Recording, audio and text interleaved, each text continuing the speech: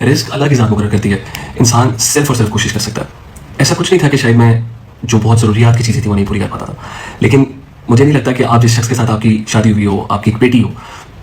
فرض کریں اگر اس میں کوئی کمی ہے بھی تو اس کی کمی کو دنیا کے سامنے اس کی پہچان بنا دینا، اور اتنی نفرت، اتنی زیادہ اپنے دل سے وہ چیزیں نکالنا جو کہ شاید کبھی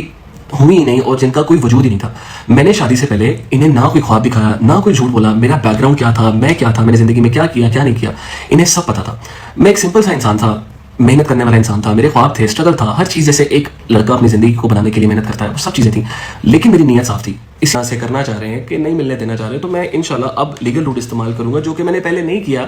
جسٹ بیکاز اس لیے کہ میں نہیں چاہتا تھا میری بیٹی کچہریوں میں آ کے، کورٹس میں آ کے ٹراماٹائز ہو، اور میں نے وہ چیز اس لیے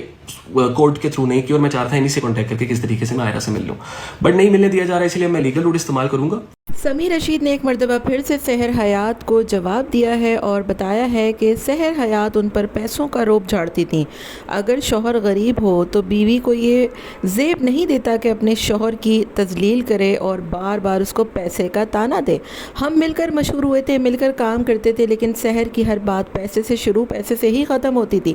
سحر حیات کے خلاف قانونی نوٹس اور لیگل کانسیکوینسز لڑنے کا اعلان کرتے ہوئے سمیع رشید نے سحر حیات کو وارننگ بھی دی اور کہا ہے کہ اب اگر سمیع کے حوالے سے اور کوئی بھی بات ان کی دوستوں نے یا سحر نے کی تو بہت برا ہوگا. سمیع رشید نے بتا دیا کہ وہ نہیں کماتے تھے اور ان کے فائنینشیل ایشوز تھے، لیکن اس کا مطلب یہ نہیں ہے کہ سحر نے جو باتیں کی وہ ساری کی ساری سچ تھیں.